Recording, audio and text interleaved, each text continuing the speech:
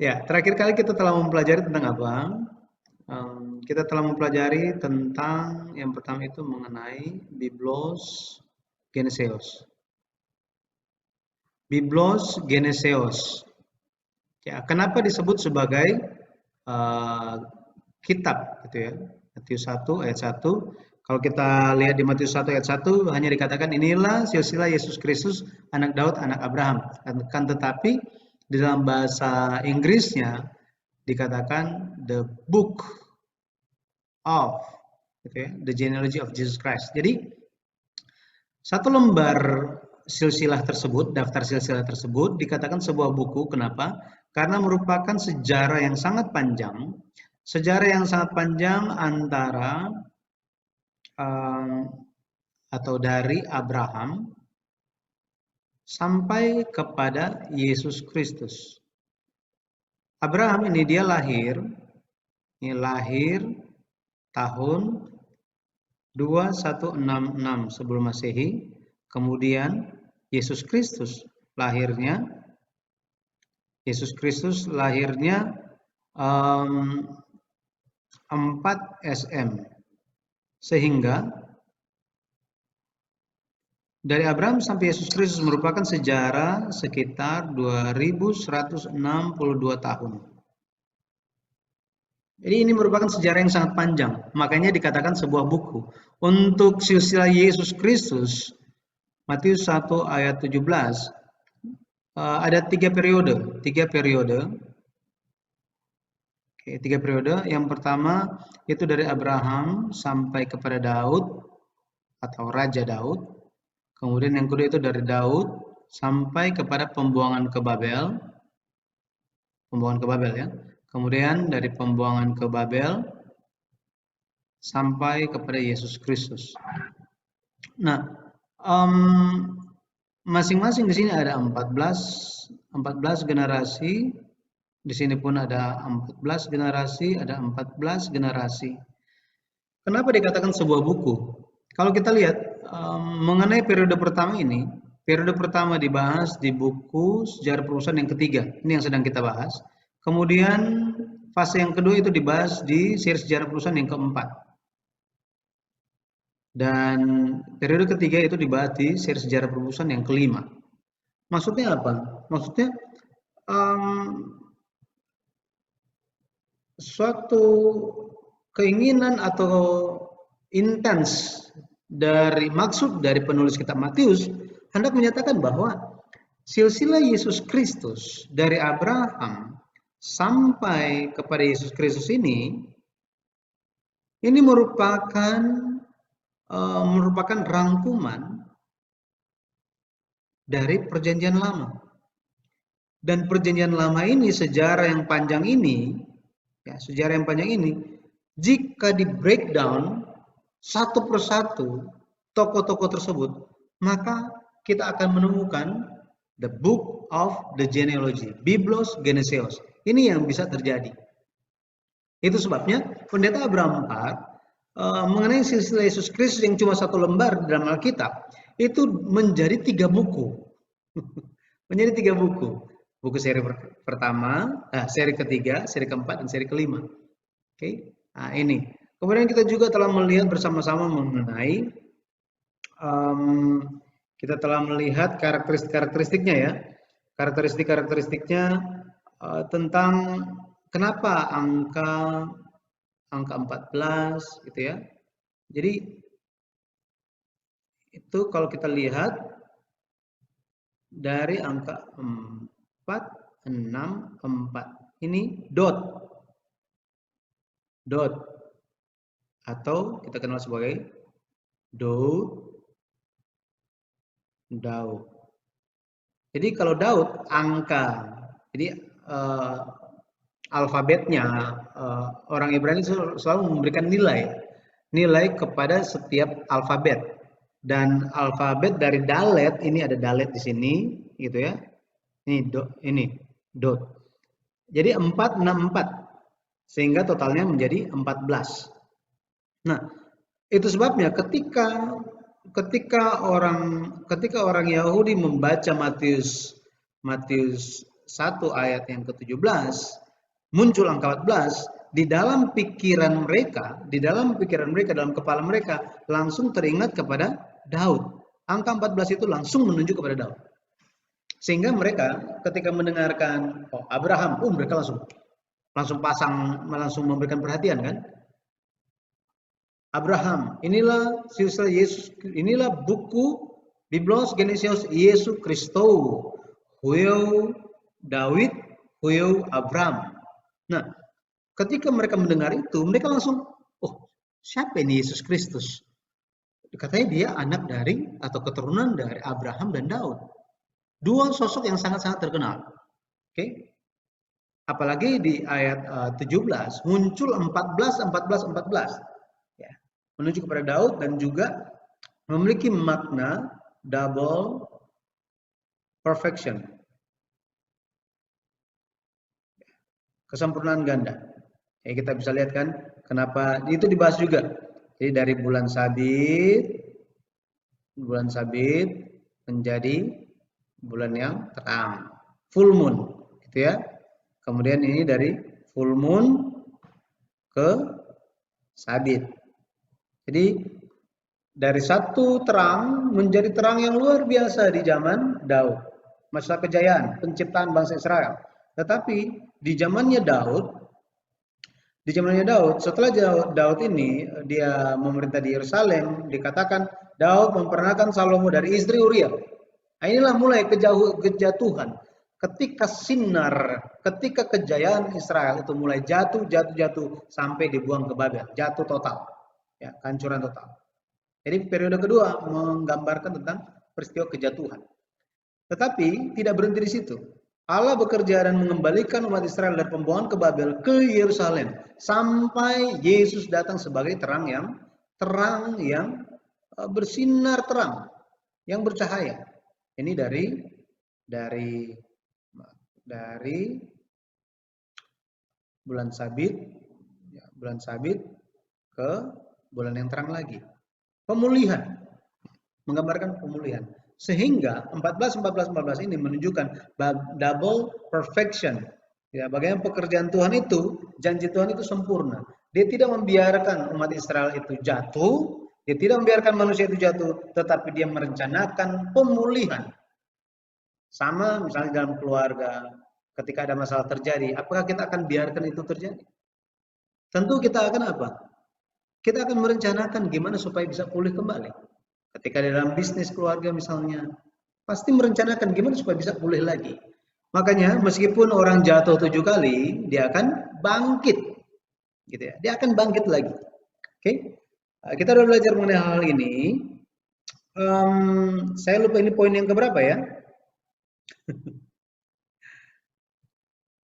Ada yang ingat poin keberapa? Sekarang ke-6, Pak. Yang terakhir ke-5. Yang terakhir yang kelima itu tentang apa ya? Yesus adalah keturunan perempuan. Oke, keturunan perempuan. Yang Yesus itu Mesias yang datang sebagai anak Daud dan Abraham sudah? Sudah. Itu sudah Poin ya? 4. Itu poin 4. Baik. Jadi kalau kita lihat satu lagi karakteristiknya ya. Sekarang yang ke-6 ya. Ke-6. Nama-nama perempuan dalam silsilah. Oke, nama-nama perempuan di dalam silsilah. Kalau kita melihat mengenai nama-nama perempuan dalam silsilah, kita akan melihat bahwa dibandingkan silsilah yang lain, silsilah Matius pasal 1 itu menuliskan tentang nama-nama perempuan. Oke, nama-nama perempuan. Yang pertama siapa? Kalau kita lihat, coba sambil kita lihat Alkitab kita ya, di Matius pasal 1 di ayatnya yang ketiga, di ayat yang ketiga itu muncul Tamar. Matius 1 ayat 3, di situ muncul nama Tamar. Ini perempuan. Kemudian, kalau kita lihat di ayatnya yang kelima, di situ muncul nama Rahab. Rahab. Kemudian masih di ayat yang sama muncul juga nama Ruth. Oke, Ruth. Nah, kalau kita lanjut di ayat yang ke-6, di sini dituliskan sebagai istri Uria. Betul ya, istri Uria. Nanti di buku yang ke-6 dijelaskan kenapa tidak disebutkan sebagai Batsheba. Kenapa harus ditulis istri Uria, gitu ya? Salah satu alasannya memang ya karena untuk menunjukkan bahwa Salomo itu lahir dari istri orang, gitu, gitu ya. Tetapi ada maksud yang lain, Ini di buku yang keempat dibahas mengenai hal ini. Tetapi kalau kita lihat ada lagi, siapa? Satu lagi nama yang muncul, ayat yang ke-16 ada Maria. Betul ya? Iya. Jadi kalau kita lihat ada 5 perempuan muncul di sini. Ini bukan suatu hal yang biasa. Biasanya di dalam silsilah orang Yahudi, nama perempuan itu tidak dicatat. Biasanya tidak dicatat. Ini pada umumnya. Akan tetapi dengan sengaja perempuan-perempuan ini dimasukkan namanya. Dan kalau kita lihat ini background sosialnya ini bagus atau buruk ya? Yang mana mereka ini? Mereka masuk dalam kategori yang mana? Kalau kita lihat mereka masuk di kategori yang ini kan? Tamar, siapa dia? Apa yang dia lakukan? Dia jatuh ke dalam satu dosa apa ya? Incest. Tidur dengan papa mertua kan? Rahab. Background sosialnya apa? Dia adalah seorang pelacur. Perempuan sundal katanya, pelacur.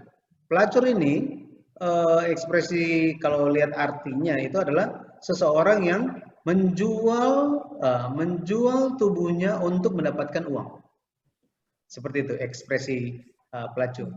Kemudian Ruth kalau kita lihat dia merupakan orang Moab atau ini orang kafir. Saya nggak apa-apa ya, saya gunakan kata ini karena kata ini ada dalam Alkitab. Ya, kafir. Kafir ini bukan hanya kafir, tetapi secara khususnya ini Moab. Moab merupakan satu bangsa yang Tuhan telah tetapkan tidak boleh masuk ke dalam jemaah Israel. Bayangkan. Yang lainnya masih oke, kecuali Moab itu jangan sampai mereka datang ke gereja, istilahnya seperti itu. Kalau mereka datang, tolak mereka. Nah, ini sangat keras. Ini di Perjanjian Lama di kitab Ulangan. Nah, tetapi Ruth, orang Moab, perempuan Moab, masuk ke dalam silsilah Yesus. Lah kok bisa, gitu ya? Kok Tuhan kayaknya melanggar aturannya sendiri? Kemudian istri Uria, Batsheba, nah, kita udah nggak usah bahas ya, kita udah kenal dia, gitu ya. Maria, loh, berarti Maria nggak apa-apa dong? Maria, kalau kita selidiki dalam secara konteks bagaimana dia itu, ini kan hamil di luar nikah kan? Iya. Betul ya? Iya. Karena benih di dalam perutnya itu bukan dari Yusuf. Makanya Yusuf mau cerai diam-diam. Untungnya Yusuf itu orangnya jujur dan tulus. Orang yang jujur dan tulus. Kalau misalnya Yusuf itu tidak jujur, tidak tulus orang yang nggak baik, apa yang terjadi? Kalau kita baca, gitu ya, kan setelah dapat berita, Maria ini kan dapat berita, ini ditemui oleh Gabriel kan, Tahu ya Gabriel ya? Malaikat Gabriel datang kepada Maria. Ini setiap Natal kita tahu nih dramanya. Gabriel datang kepada Maria, sesungguhnya engkau diberkati, engkau gitu kan, akan melahirkan. Oh, bagaimana mungkin? Aku kan belum pernah disentuh. Nah, ini. Ya, belum pernah katanya. Belum pernah istilahnya tidur dengan laki-laki. Oh, engkau akan mengandung dan engkau akan melahirkan anak laki-laki dan akan menamakan dia Yesus. Terus Maria tanya, bagaimana aku tahu? Gitu kan? Bagaimana aku tahu? Terus dibilang apa? Ada seorang yang bernama Elizabeth. Elizabeth. Kerabatmu. Dia juga lagi hamil katanya. Udah berapa? 6 bulan hamil. Elizabeth itu 6 bulan dia udah hamil dalam masa tuanya katanya. Akhirnya Maria berkunjung ke rumah Elizabeth. Ini posisinya apa? Sudah tunangan dengan Yusuf. Ini seperti ini kan kondisinya kan? Sudah tunangan. Tetapi Maria bilang apa? Saya mau pergi dulu gitu kan. Dia ingin cari, lihat tandanya. Dan memang benar adanya Elizabeth telah 6 bulan hamil. Dan setelah mereka bertemu, ya kita tahu ceritanya. Tahu Maria tinggal berapa lama lagi? Ini tinggal sekitar 3 bulan. Berarti apa? Sampai Elizabeth apa? Melahirkan kan? Ya, melahirkan. Setelah ini semua, dia pulang lagi. Pulang lagi ke sini. Maria pulang lagi. Apakah sudah ada perubahan dari Maria? Sudah mulai buncit perutnya. Betul kan?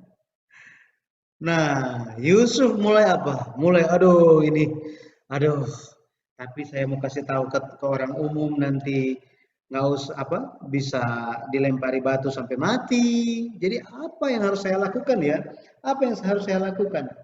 Pada akhirnya dia mau menceraikan. Matius 1 ayatnya yang ke-19.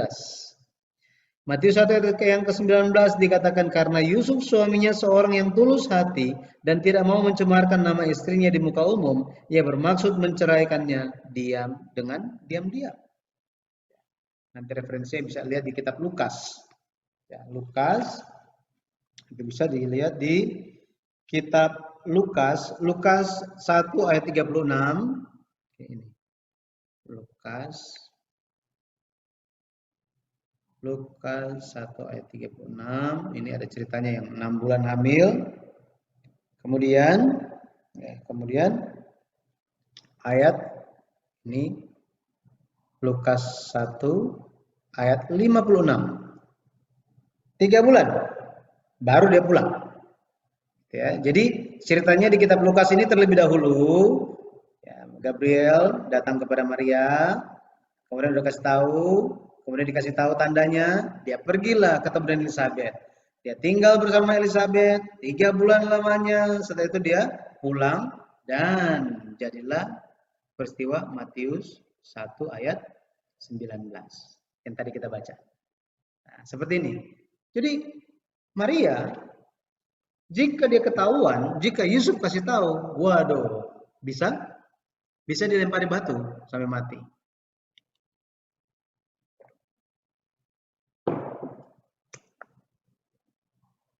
Jadi kita bisa lihat ada nama perempuan di dalam silsilah. Hanya ini muncul suatu pertanyaan bagi kita, gitu ya. Kenapa Tuhan dengan sengaja meletakkan nama-nama orang-orang ini? Kita percaya bahwa di dalam Alkitab, Alkitab itu ditulis bukan bukan dengan pikiran sendiri, ya, bukan dengan pikiran sendiri. 2 Petrus 1 ayat 20 sampai 21. Coba baca. Jadi ada tujuan, ada maksud kenapa Alkitab ditulis seperti itu. Minta tolong ada yang sudah ketemu baca 2 Petrus 1 ayat 20 sampai 21.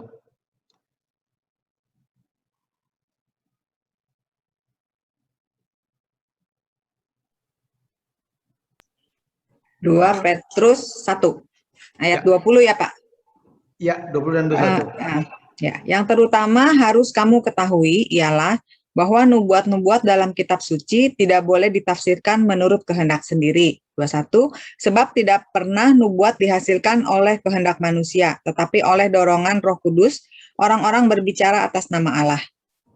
Nah, jadi kita bisa tahu di sini bahwa ada tujuan kenapa nama-nama perempuan ini dimasukkan dalam sisa Yesus Kristus. Bayangkan,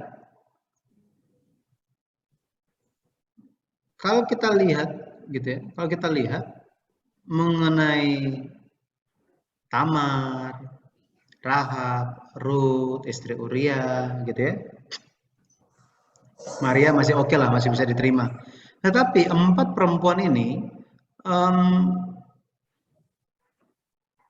misalnya di kita, gitu ya, ada contoh gitu, nenek kita kan hidup di zaman Jepang, gitu ya. Di zaman Jepang itu hal yang paling buruk bisa terjadi, betul ya? Tentara-tentara Jepang bisa mengambil siapa saja, oke, siapa saja, dan perempuan-perempuan untuk apa? Untuk dijadikan pelacur, gitu ya. Dan itu kan sangat-sangat apa ya? Kalau misalnya nenek kita itu mengalami hal tersebut, diperkosa oleh tentara Jepang, itu bukankah itu merupakan suatu hal yang menjadi aib buat kita? Ya, kalau anak-anak muda mungkin mereka bisa make jokes about it gitu ya. Mereka bisa bilang, saya ada darah Jepang loh, gitu. Betul kan? Ya, tetapi di zaman kita itu suatu aib. Ibu-ibu ada yang mau nggak ceritakan mengenai hal itu pasang di Kompas headline? Ada yang mau? Ada yang bersedia? Nenek saya dulu di zaman Jepang, jadi nenek saya namanya ini nih. Saya keturunan yang ketiga gitu ya. Nenek saya itu diperkosa oleh Jepang seperti ini ceritanya. Ada yang mau seperti itu? Pasti nggak mau ya. Bayangkan, di dalam silsilah Yesus ada Tamar yang pernah berhubungan intim dengan papa mertua. Ada Rahab yang apa? Seorang pelacur. Terus Ruth, seorang kafir, orang yang sudah apa? Sudah ditentukan untuk tidak boleh bergabung dengan umat Tuhan, bergabung, gitu ya. Dan ada yang nenek moyang Yesus yang mengambil istri orang, gitu. Lebih parah lagi, bunuh suaminya. Lebih parah lagi apa? Tutup-tutupin, pikirin nggak ada yang tahu gitu. Nah, semua ini tidak ditutup-tutupi, melainkan Alkitab pasang dengan jelas. Alkitab menjadi buku bestseller sepanjang sejarah dunia. Buat apa? Makanya silsilah Yesus Kristus di Matius pasal 1 seringkali menjadi bahan debat, bahan ledekan dan ejekan dari orang-orang yang mau menyerang Alkitab. Yesus Tuhan bagaimana? Ya, masa Tuhan kok nggak suci keturunannya? Betul kan? Kalau keturunan kami itu, ya, dari nabi kami yang terakhir terus suci sampai makanya saya itu suci sekali. Ya, orang kalau ketemu dengan saya itu nggak boleh tatap muka, ya harus cium lutut saya, kaki saya harus dicium karena saya terlalu suci. Banyak seperti itu. Dibandingkan dengan Yesus gimana? Nenek moyang Yesus ada dari latar belakang seperti ini, background sosial yang buruk. Pertanyaannya, kenapa? Kenapa diizinkan seperti itu? Betul ya? Nah, jadi jawabannya ada di Jawabannya ada di Galatia 2 ayat 28, ayat 28, dan di Kolose 3 ayat 11. Minta tolong satu orang baca.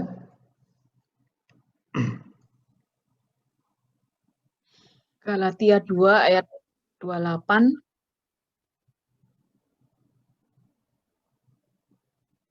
Pak, Galatia 2, Pak 21, Pak. Oh, bentar.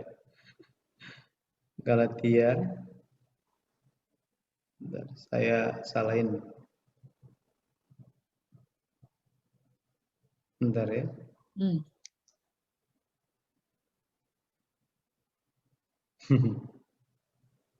Salah tulis saya. Baca Kolose dulu ya, Pak ya. Coba baca Kolose dulu. Kolose 3 ayat 11. Dalam hal ini tiada lagi orang Yunani atau orang Yahudi, orang bersunat atau orang tak bersunat, orang barbar atau orang budak atau orang merdeka, tetapi Kristus adalah semua dan di dalam segala sesuatu. Wow. Oke. Kemudian Galatia 3, bukan 2 ya, 3 ayat 28. Galatia 3 ayat 28, dalam hal ini tidak ada orang Yahudi atau orang Yunani, tidak ada hamba atau orang merdeka, tidak ada laki-laki atau perempuan, karena kamu semua adalah satu di dalam Kristus Yesus. Wow. Jadi kita bisa lihat di sini bahwa lewat silsilah Yesus di Matius pasal 1. Matius pasal 1. Di sini kita sudah melihat apa? Kasih Yesus. Kasih Allah untuk manusia. Bisa melihat itu? Hanya lihat silsilah saja.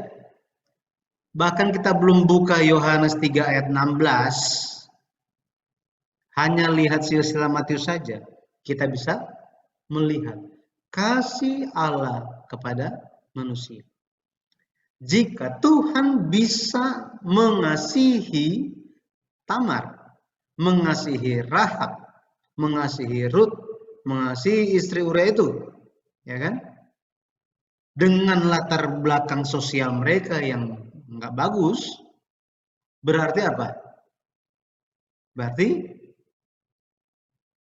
ini artinya apa? Saya ada kesempatan.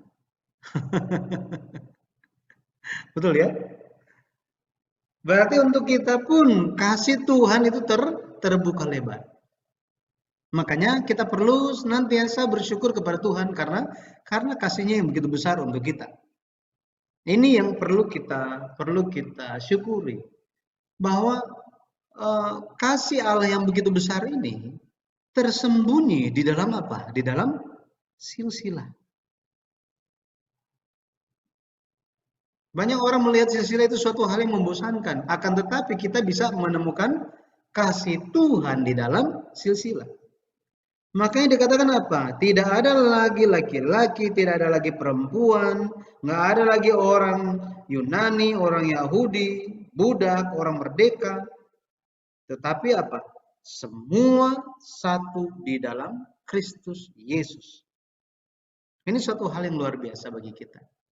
Itu sebabnya, ya, kalau kita kembali ke konteks pembicaraan awal kita, ya meskipun mantu kita seperti itu, masih ada kesempatan. Amin ya. Masih ada kesempatan, jangan patah harapan, gitu ya. Di dalam Yesus semuanya bisa. Pasti bisa. Oke. Nah, sekarang mari kita lihat mengenai tema hari ini. Ya, tema hari ini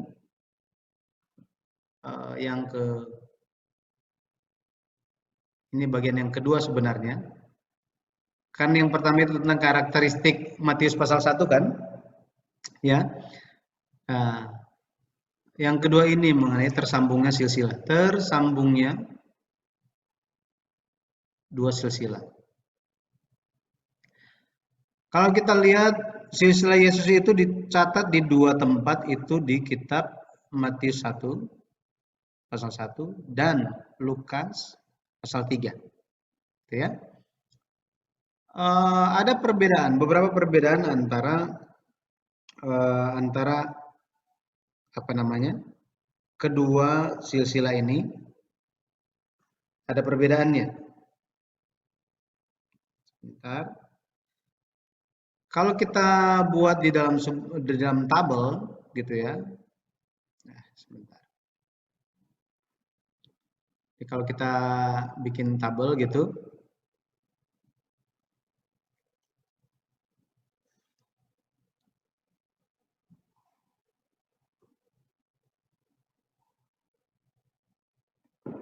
Jadi kalau kita coba melihat perbandingannya gitu ya, perbandingannya antara silsilah Matius dan Lukas. Nah, ini Matius,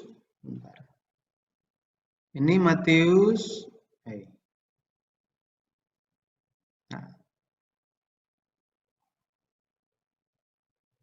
kalau Matius itu dari Matius 1 ayat 1 sampai 17.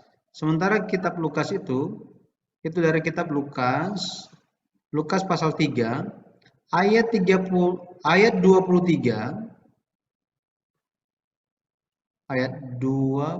sampai 38. Kemudian perbedaannya kalau kita lihat ini ada format silsilah. Ini silsilah menurun. Ya, silsilah menurun atau vertikal turun. Maaf, ini saya tulis lagi ya. Jadi ini vertikal turun. Ini format silsilahnya. Maksudnya apa? Ini dari ayah ke anak, gitu ya. Dari ayah ke anak terus sampai apa? Sampai paling terakhir gitu. Ya, turun. Jadi dari Abraham memperanakan Ishak memperanakan Yakub, seperti itu. Sedangkan Lukas ini vertikal naik. Jadi ketika kitab Matius itu ingin mengetahui anaknya siapa sih? Nah ini, anaknya siapa sih? Oh, anaknya siapa sih? Anaknya siapa sih? Jadi lihat, maka fokus terakhir adalah siapa tokoh terakhir. Nah ini, siapa tokoh terakhir? Nantinya dari Abraham akan muncul siapa sih? Oh, muncul Yesus. Nah, ini vertikal turun. Sedangkan di kitab Lukas 3 ayat 23 sampai 38, ini vertikal naik. Untuk cari tahu ini asal usulnya dari mana. Nah ini, asal usulnya dari mana? Yesus menurut anggapan orang dia adalah anak Yusuf. Menurut anggapan orang dia adalah Yusuf adalah anak Eli. Terus ya, anak Matat, Nathan, Lewi dan seterusnya. Ini vertikal naik. Kemudian kalau kita lihat jumlah keturunan ini ada 41 keturunan. 41.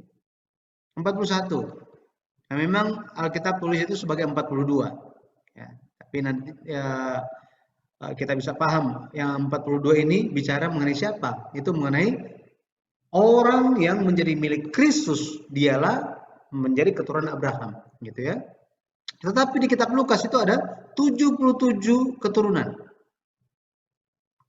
Jadi kalau misalnya di sini dibagi menjadi 3 periode atau 3 fase, Pendeta Abraham Park mencoba menjabarkan ini menjadi 7 generasi. Ya. Setiap 7.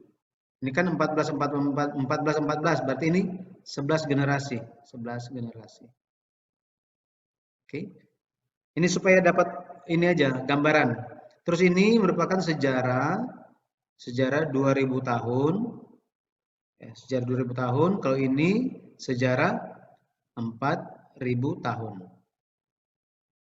Ya, nanti kita bisa lihat ini dimulai dari Abraham berakhir ke Yesus. Sedangkan di sini dimulai dari Yesus, berakhir ke atau ujungnya itu di Allah.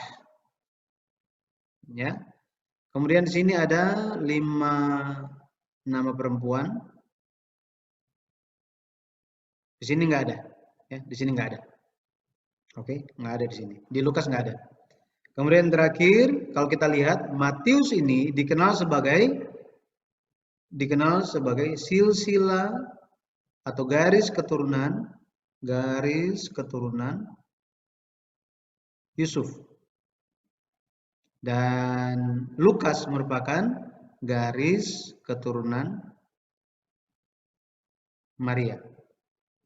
Seperti ini. Maaf ya tulisan saya ya.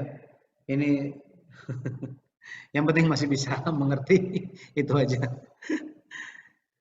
Ya, seperti ini perbedaannya. Ya, perbedaannya. Nah, mari kita lihat bagaimana mereka bertemu. Kalau kita kembali memperhatikan di kitab Matius itu dan kitab Lukas itu dimulai dari Allah,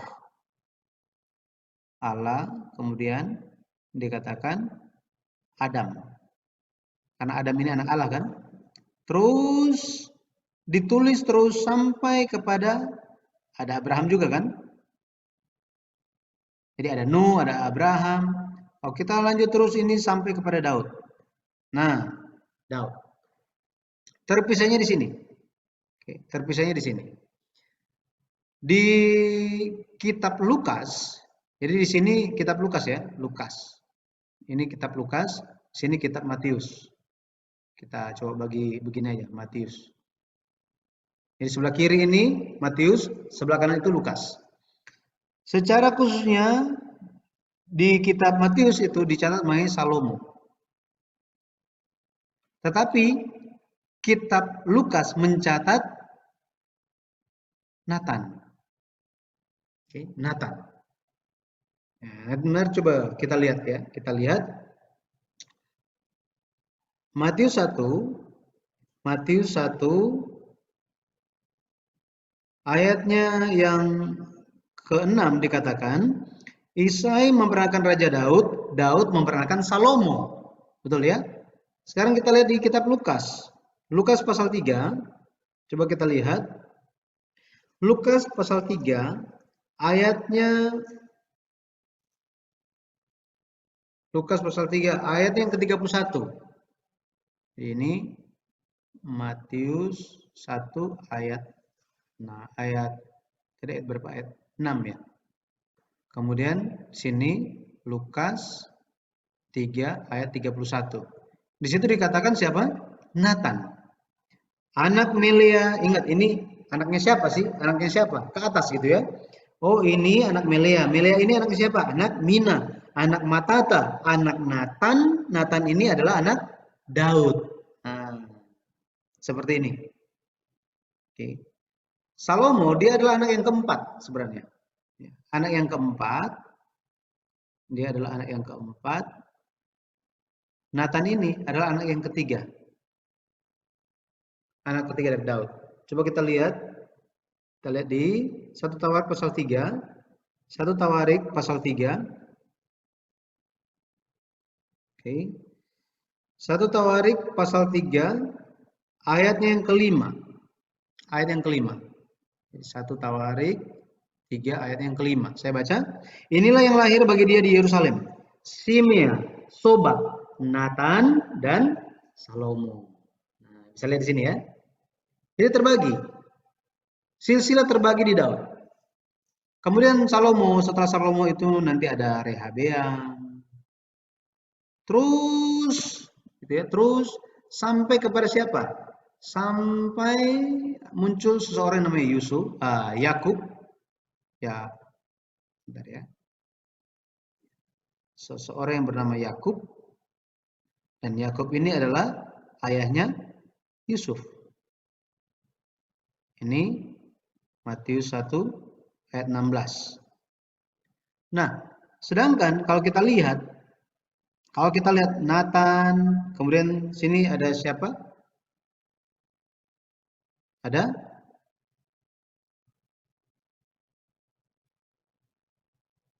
Ada Matata gitu ya.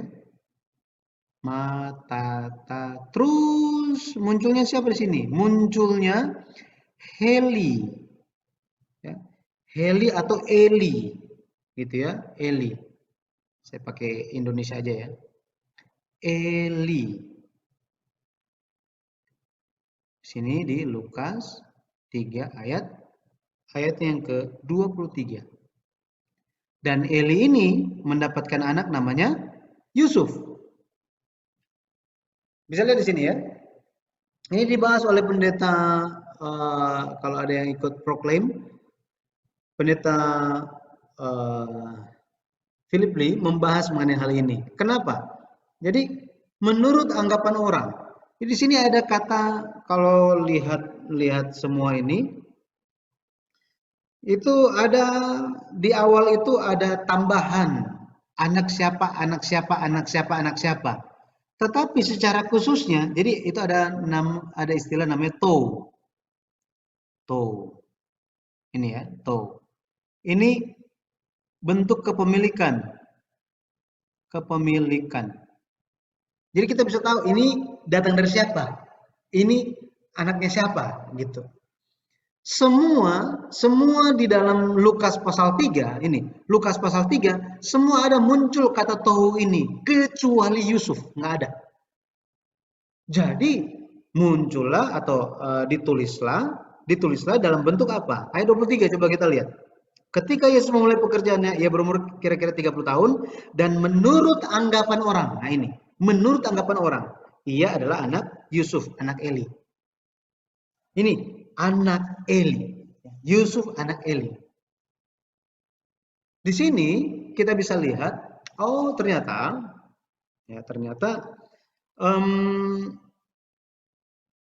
di depan, memang kalau kita lihat di bahasa Yunani ada mengenai hal itu. Khususnya di bagian Yusuf nggak ada kata tou ini, sehingga menunjukkan oh ternyata Yusuf ini bukan dari Eli, gitu. Nah, bagaimana bisa menyelesaikan hal ini? Nah, tadi sudah dikasih tahu kan, makanya bisa diketahui bahwa silsilah Lukas ini seharusnya apa? Eli dapat anak bernama Maria. Maria ini menikah dengan Yusuf. Oke. Menikah dengan Yusuf dan kemudian mendapatkan siapa? Yesus. Ya, bukan mendapatkan Yesus, tetapi secara silsilah Yesus datang dari Yusuf dan Maria ini. Secara silsilah ya. Secara tertulis gitu. Nah, pertanyaannya kan tadi bilang, jadi kalau misalnya ulang di yang tadi itu, mana tadi? Jadi kan kita sudah lihat perbandingannya bahwa apa? Silsilah Matius merupakan ini garis keturunan Yusuf, betul kan? Sedangkan Lukas ini garis keturunan Maria. Betul ya? Terus ada orang yang tanya, oke lah, ini garis keturunan silsilah Maria yang Lukas itu. Tetapi apakah silsilah ini menggenapi Perjanjian Lama? Apakah ada sistem seperti ini? Jadi Eli dia tidak punya anak laki-laki. Dia tidak punya anak laki-laki. Dia cuma ada anak perempuan. Salah satunya Maria. Nah, untuk warisan bisa tetap menjadi bagian Eli itu, semua kepemilikan Eli diwariskan kepada Maria, maka Maria harus menikah dengan suku yang sama. Dengan suku yang sama sehingga benar-benar apa? Warisan itu menjadi milik mereka. Pada akhirnya warisan itu tidak hilang. tidak hilang dari Maria, melainkan tetap menjadi milik dia. Syaratnya apa? Harus suku yang sama. Dan kita tahu Yusuf dan Maria ini berasal dari suku Yehuda. Ini.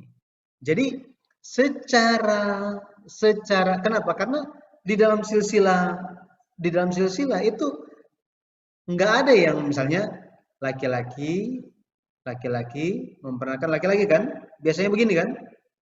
Terus tiba-tiba apa? Laki-laki memperankan perempuan, terus perempuan memperankan laki-laki. Nah, ini nggak boleh ada yang begini. Orang Yahudi nggak kenal seperti ini. Di dalam dokumen mereka hanya ditulis nama laki-laki semua. Nggak boleh ada nama perempuan. Nggak boleh ada.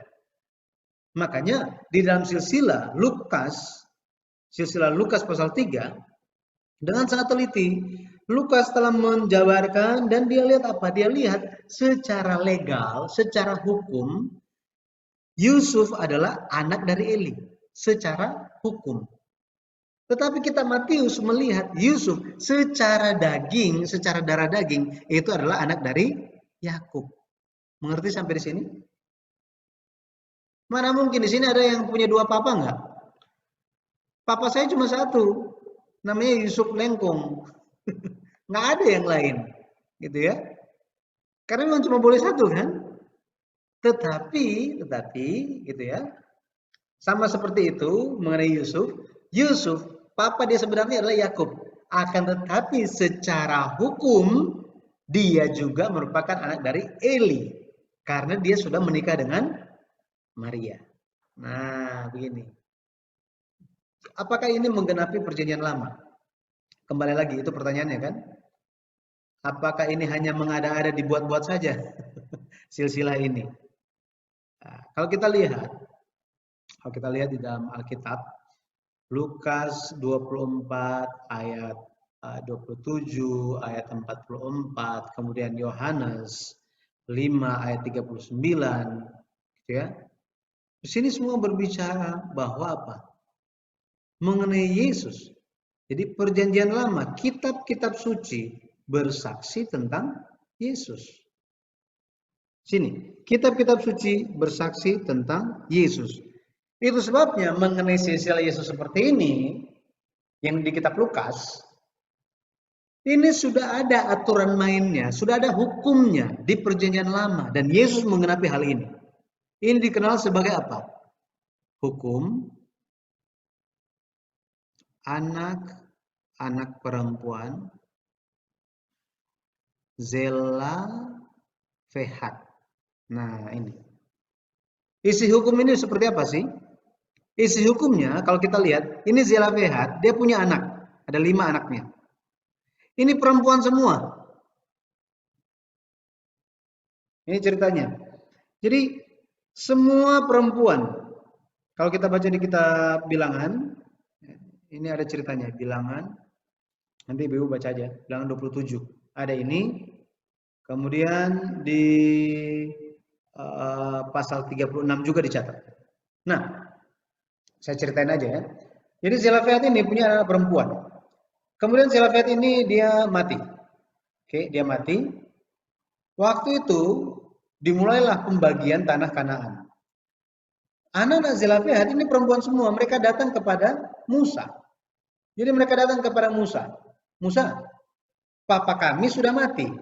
Dan biasanya dibagikan tanah itu adalah kepada laki-laki. Nah, papa kami sudah nggak ada. Sekarang mau bagi-bagi tanah. Dan tanah hanya diberikan kepada laki-laki. Berarti kami perempuan, kami nggak dapat dong. Kami mau tinggal di mana?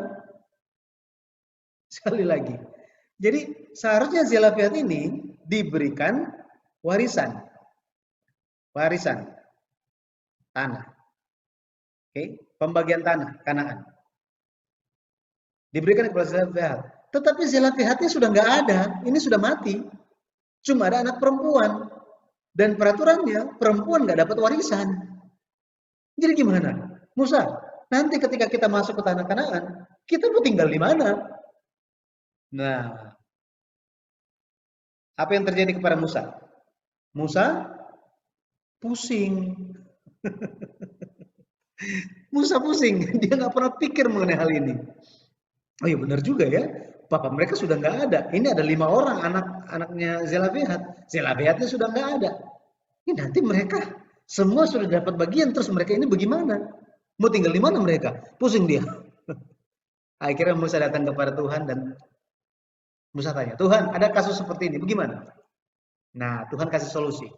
Oke, karena aturannya itu kan ada 12 suku. Masing-masing itu ada tanah. Oke, semua itu dibagikan. Tanah. Oke, nih. Ini Israel. Ada suku yang pertama sampai suku yang ke-12. Nah, mengenai Zelafehat ini, dia kan harusnya mendapat bagian, ya kan? Suku Manasye. Ada Zelafehat. Harusnya diberikan kepada mereka. Tetapi Tuhan bilang apa? Tanah setiap suku nggak boleh berpindah ke suku yang lain. Jadi kalau misalnya ada suku, ini misalnya Zelafehat. Kalau misalnya anak-anak Zelafehat itu diberikan tanah, ketika mereka diberikan tanah, mereka nggak boleh tanah mereka itu harusnya kan berarti tanah dari suku Manasye kan? Jika mereka itu merit, ya, jika anak-anak perempuan Zelafehat ini merit sama suku yang lain, misalnya dia menikah sama suku Yehuda misalnya, artinya apa? Tanah suku Manasye akan berkurang dan tanah ini akan pergi ke suku Yehuda. Tuhan bilang itu nggak boleh terjadi. Maka supaya tanah setiap suku tetap ada di suku masing-masing, caranya gimana? Kamu perempuan-perempuan ini anak-anak Zelafehat boleh memiliki tanah warisan asal apa? Asal mereka ini merit dengan suku yang sama. Berarti harus dari suku yang mana? Dari suku Manasye juga. Nah, dengan demikian apa? Dengan demikian warisan tidak berpindah tangan. Dan warisan itu bisa menjadi milik selama-lamanya oleh suku itu. Bisa mengerti sampai di sini? Ya. Maka kita bisa lihat, ya, kita bisa lihat penerapannya. Maria, di sini ada Eli. Oke, Eli. Eli punya anak perempuan, kita nggak tahu berapa banyak, tetapi salah satunya Maria. Ini datang dari Yehuda, anak Daud kan? Maria untuk menggenapi hukum anak-anak perempuan Zelafehat itu, maka Maria harus apa? Menikah dari suku Yehuda juga. Dan ini kan Yakub, dia punya anak namanya Yusuf. Ya. Pada akhirnya Maria dan Yusuf menikah, mereka masih di suku yang sama. Sehingga apa? Sehingga firman Tuhan digenapi apa adanya. Nah, jadi kalau kita lihat pada akhirnya setelah ribuan tahun terpisah, ya, dari Daud, ini kalau kita lihat ini dia kan di 1003 sebelum Masehi. Ya, ini Yesus ini kan 4 SM kan? Bayangkan 1000 tahun terpisah. Silsilah itu terpisah, akhirnya bergabung lagi di Yusuf. Betul ya? Bergabung lagi di Yusuf. Maka kita bisa lihat maknanya kepada kita apa?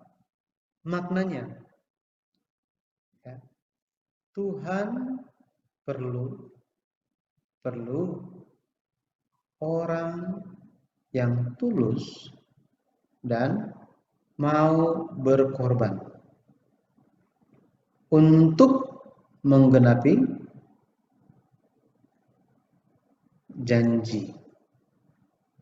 janjinya atau pekerjaan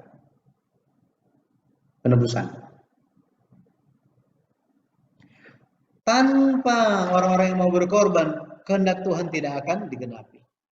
Makanya hari ini kita benar-benar harus menjadi orang yang tulus di hadapan Tuhan, yang mau yang bersedia berkorban untuk menggenapkan kehendak Tuhan.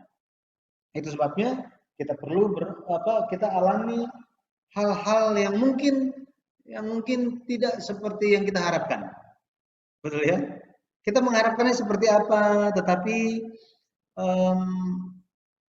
tidak terjadi. Nah, tetapi karena kita memahami kehendak Tuhan supaya kita menjadi orang yang tulus, orang yang bisa berkorban demi kehendak penebusan bisa terjadi dalam keluarga kita dan orang-orang sekitar kita, maka kita rela lakukan itu. Kita pun menjadi sosok-sosok seperti Yusuf dan Maria yang menggenapkan kehendak Tuhan. Saya berdoa di dalam nama Tuhan Yesus Kristus kita bisa menjadi orang-orang yang rela melakukan hal tersebut. Amin. Amin.